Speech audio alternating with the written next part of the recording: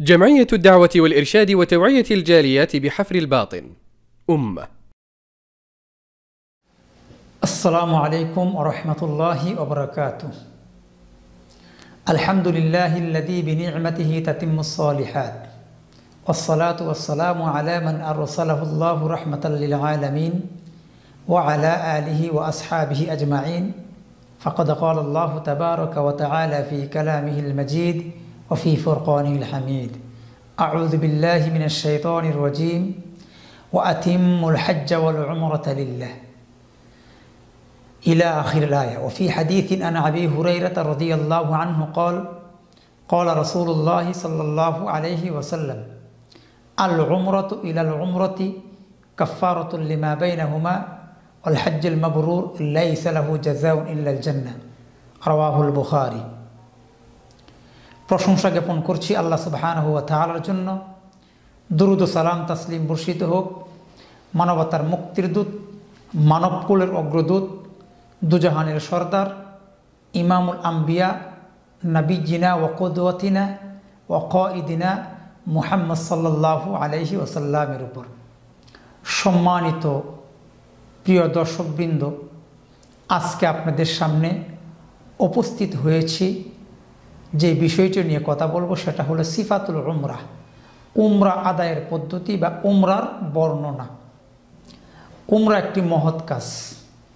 উমরার মাধ্যমে মানুষের গুনাহ মোচন হয়। কেউ কেউ বলেছেন উমরাটি হজের মতন জীবনে একবার ফরজ, আবার কেউ কেউ বলেছেন উমরা সুন্নতে মুআক্কাদা। যেহেতু আল্লাহ রাব্বুল আলামিন মহাগ্রন্থ আল কোরআনে উমরা শব্দটি সূরাতুল বাকারার 196 নম্বর আয়াতে 2 বার ব্যবহার করেছেন। প্রথমে আল্লাহ বলছেন, আউযু বিল্লাহি মিনাশ শাইতানির রাজিম ওয়া আতিম্মুল হজ্জা ওয়াল উমরাতা লিল্লাহ। তোমরা আল্লাহর সন্তুষ্ট অর্জনের লক্ষ্যে উমরা এবং হজ করো। ওই আয়াতের ভিতরে আল্লাহ সুবহানাহু ওয়া তাআলা বলছেন, ফামান তামাত্তা বিল উমরাতি ইলাল হজ, মানে হজ্জের তামাত্তুর ব্যাপারে বলছেন, হজ্জে তামাত্তুর সাথে তোমরা উমরাটাকে উপভোগ করো। অর্থাৎ আমরা কোরআন থেকে উমরা শব্দটি পেয়েছি। আর হাদিসে আল্লাহর নবী সাল্লাল্লাহু আলাইহি ওয়াসাল্লাম উমরার ফজিলত, উমরার তাৎপর্য, গুরুত্ব সংক্রান্ত একাধিক হাদিস বর্ণিত হয়েছে। এর ভিতরে সবচেয়ে একটা প্রসিদ্ধ হাদিস সহিহুল বুখারীর 1650 নম্বর হাদিস, আবু হুরায়রা রাদিয়াল্লাহু থেকে হাদিসটি বর্ণিত।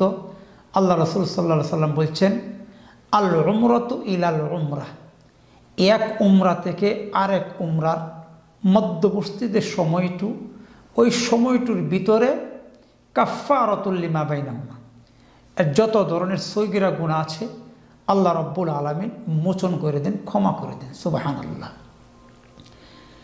সুনানুল কিতাবে একটা হাদিস রয়েছে, নাসাইতে রয়েছে, ইবনে মাজাতে রয়েছে। আব্দুল্লাহ ইবনে মাসউদ হলো হাদিসের রাবি।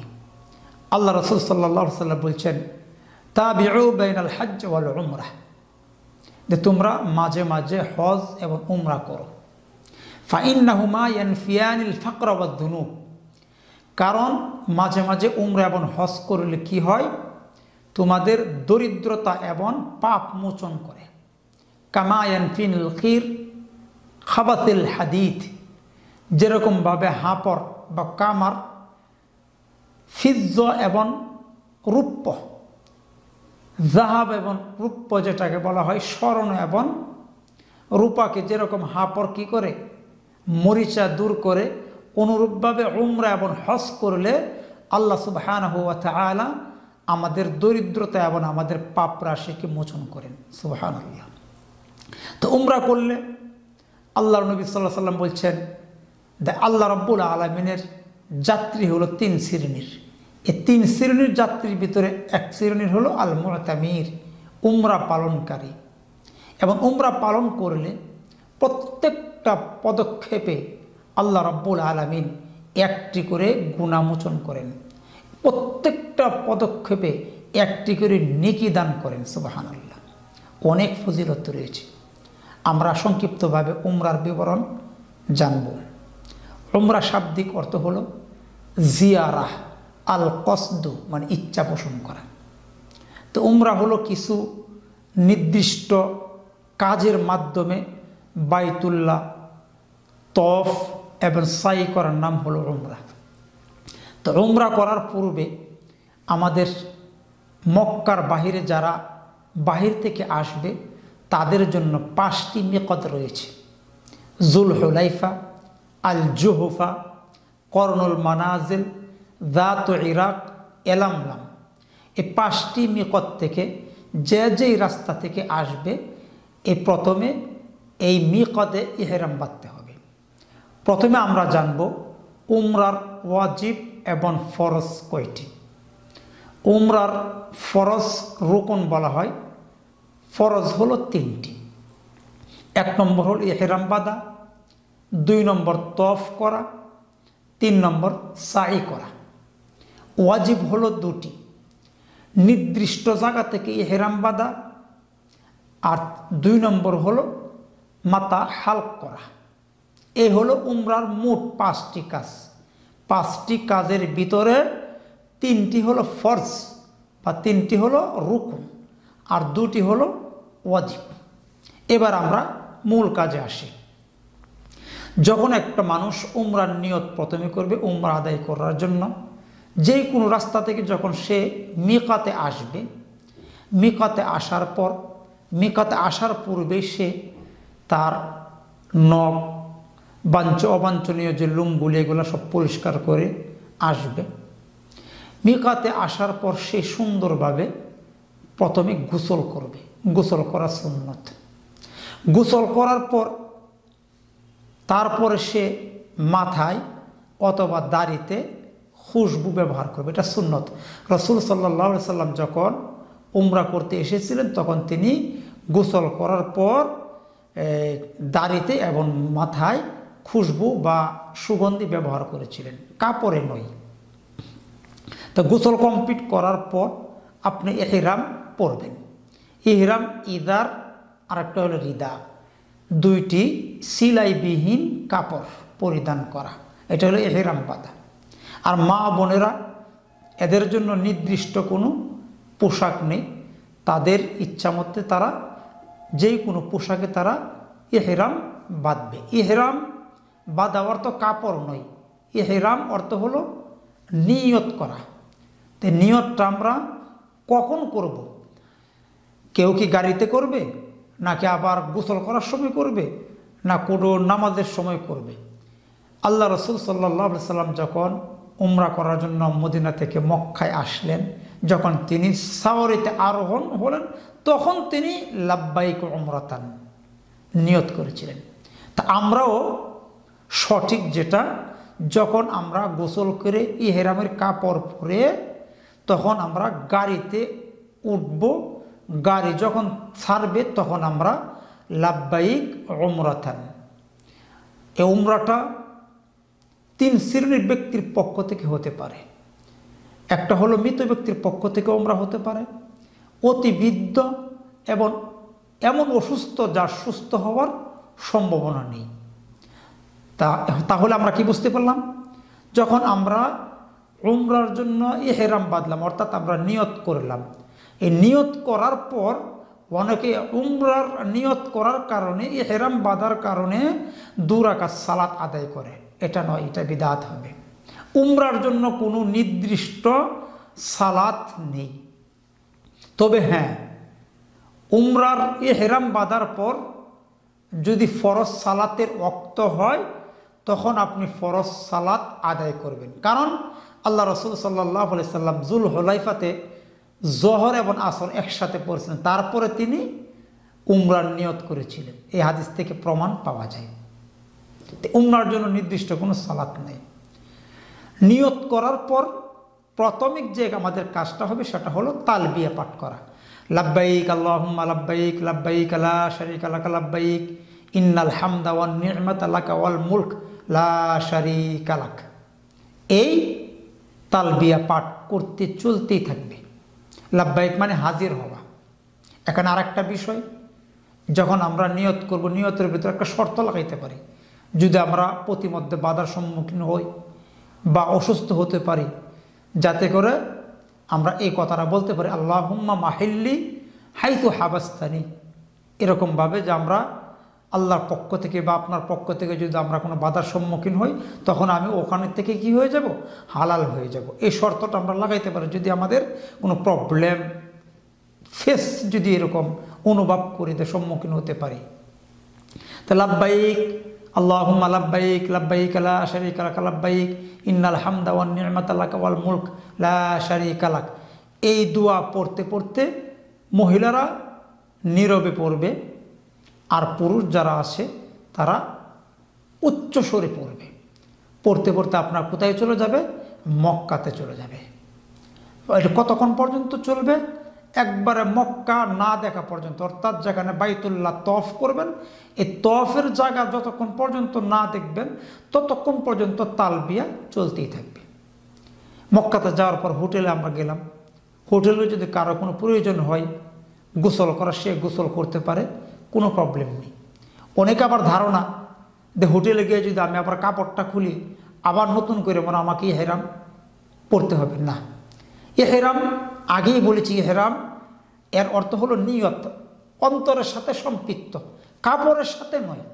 আপনি সেখানে গোসল করতে পারবেন, সেখানে উজু করতে পারবেন, সব কিছু করা সম্ভব। তারপরে আপনারা বাইতুল্লাহর দিকে যাবেন।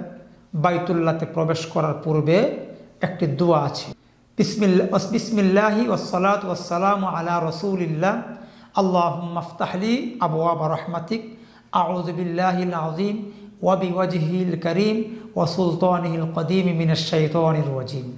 তখন মক্কাতে প্রবেশ করব। প্রবেশ করার পর এখানে দুটি সুন্নত রয়েছে, একটা হলো ইজতিবা আর একটা হলো রমল।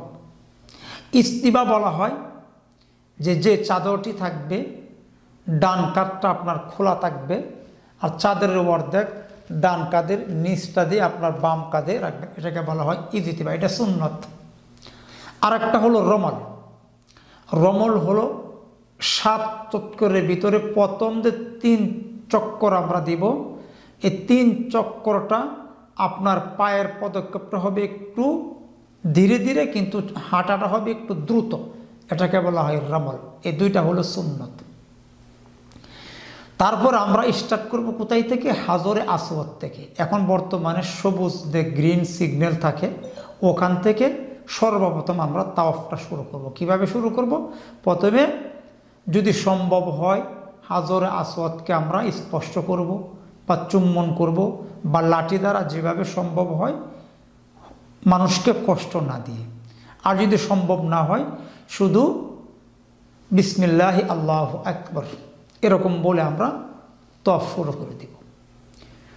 এই যে একটা কথা বলছিলাম আপনাদেরকে যে লাব্বাইক আল্লাহুম্মা লাব্বাইক, এইটা আমরা কতক্ষণ পর্যন্ত করব, মানে মক্কাতে যাওয়া পর্যন্ত। তখন আমাদের যখন আমরা স্টার্ট করে দিলাম তওয়াফ, তখন আমাদের ব্যক্তিগত যে কোনো দোয়া আমরা পড়তে পারি। কিন্তু বাজারে যে বই থেকে একত্রিতভাবে স্লোগান দিয়ে এই দোয়া সেই দোয়া, এগুলা আল্লাহ রাসূল সাল্লাল্লাহু আলাইহি সাল্লাম থেকে প্রমাণিত নয়। আপনার 7 তওয়াফ, প্রথম তওয়াফ দেওয়ার আগেই হাজরে আসওয়াদের পূর্বে একটি কোণার নাম হলো রুকনে ইয়ামানি। এই রুকনে ইয়ামানি এবং হাজরে আসওয়াদের এই মাঝখানের সময়টুকু যখন তওয়াফ করব, বিশেষ করে আল্লাহর নবী সাল্লাল্লাহু আলাইহি সাল্লাম একটা দোয়া পড়তেন। এই দোয়াটি হলো রব্বানা আতিনা ফিদ দুনিয়া হাসানাহ ওয়া ফিল আখিরাতি হাসানাহ ওয়া কিনা আযাবান নার। এরকমভাবে 7 চক্কর চলবে। যখন 7 চক্কর শেষ হয়ে যাবে, লাস্টের বার আর আল্লাহু আকবার বলতে হবে না। প্রত্যেকটা বার আসার সময় বিসমিল্লাহ প্রথম যে বলেছি এটাই থাকবে। পরবর্তী সময়ে শুধু যদি মানুষকে কষ্ট না দিয়ে, পাথরে চুম্বন না করতে পারি, পাথর স্পর্শ না করতে পারি, লাঠি দিয়ে সম্ভব না হয়, শুধু আল্লাহু আকবার বলে দিতে হবে। লাস্টের বার আল্লাহু আকবার বলে আর বিদায় নেওয়ার কোনো প্রয়োজন নেই। এটা আমরা অনেকে ভুল করে থাকি। যখন আপনার আমার তওয়াফ শেষ হয়ে যাবে, তখন আমরা কোথায় যাব, মাকাম ইব্রাহিম। আল্লাহ রাব্বুল আলামিন বলছেন ওয়াত্তাখাযু মিন মাকাম ইব্রাহিম। এটা দুইভাবে পড়া যায়। এই মাকাম ইব্রাহিমকে তুমি মুসাল্লা হিসাবে গ্রহণ করো।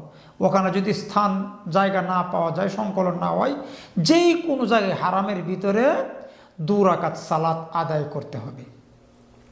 প্রথম রাকাতে সূরা ফাতিহার সাথে সূরা কাফিরুন, দ্বিতীয় রাকাতে সূরা ইখলাস। 2 রাকাত সালাত আদায় করা শেষ হয়ে গেলে তখন যদি সম্ভব হয়, মানুষের যদি ভিড় না থাকে, আপনি পাথরকে চুম্বন করতে আসবেন। যদি না হয় তাহলে আপনি কোথায় চলে যাবেন? সাই করার জন্য চলে যাবেন। সাই করার পূর্বে যদি সম্ভব হয়, যদি এখানে আপনার জমজমের পানি পান, সেই পানি পান করবেন, মাথায় দিবেন। যে উদ্দেশ্য করে আপনি পান করবেন, এই উদ্দেশ্য আল্লাহ আপনার মনের মকসুদটুকু পূর্ণ করবেন। তারপর আমরা কোথায় যাব? সাফা মারওয়া। প্রথমে চলে যাব সাফাতে, যেরকমভাবে আল্লাহ সুবহানাহু ওয়া তাআলা বর্ণনা করেছেন, ইবদা বিমা বাদা আল্লাহ বা ইবদা বিমা বাদা আল্লাহ। আল্লাহ তাআলা যেভাবে প্রথম বর্ণনা করেছেন, যেভাবে শুরু করেছেন, যে ইন্না সাফা ওয়াল মারওয়াতা মিন শাআইরিল্লাহ। অনেকে আবার সমস্ত আয়াতটুকু পড়ে। হাদিস থেকে সাব্যস্ত সমস্ত আয়াত এরকম পাওয়া যায় না। কিছু বেদাতি যারা, তারা সমস্ত আয়াত পড়ে, যে ইন্না সাফা ওয়াল মারওয়াতা মিন শাআইরিল্লাহ। এই আয়াতটা শুধু এতটুকু পর্যন্ত পড়বেন। পরে একটা দোয়া আছে, দোয়াটা পড়বেন 3 বার। লা ইলাহা ইল্লাল্লাহু ওয়াহদাহু লা শারীকা লাহু লাহুল মুলকু ওয়া লাহুল হামদ ওয়া হুয়া আলা কুল্লি শাইইন কাদির। লা ইলাহা ইল্লাল্লাহু ওয়াহদাহু আনজাযা ওয়া'দা ওয়া নাসারা 'আবদা ওয়া হাযামাল আহযাবা ওয়াহদা। এই দোয়াটা 3 বার পড়বেন। মাঝে মাঝে দোয়া করবেন। তখন কিবলামুখী হবেন। কিবলামুখী হয়ে হাত তুলে আল্লাহর কাছে দোয়া করবেন, প্রাণ ভরে দোয়া করবেন। দোয়া করা শেষ হওয়ার পর তখন আপনি সাফা থেকে মারওয়ার দিকে রওনা দিবেন। প্রতিমধ্যে আপনার গ্রিন সিগন্যালগুলি পাবেন, সবুজ বাতি পাওয়া যাবে।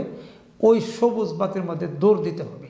আগে তো নিচে ছিল, যার জন্য ইব্রাহিম আলাইহিস সালামের সন্তান মা হাজেরা ইসমাইলকে খুঁজছিলেন নিচ থাকার কারণে। এখন তো লেভেল হয়ে গেছে।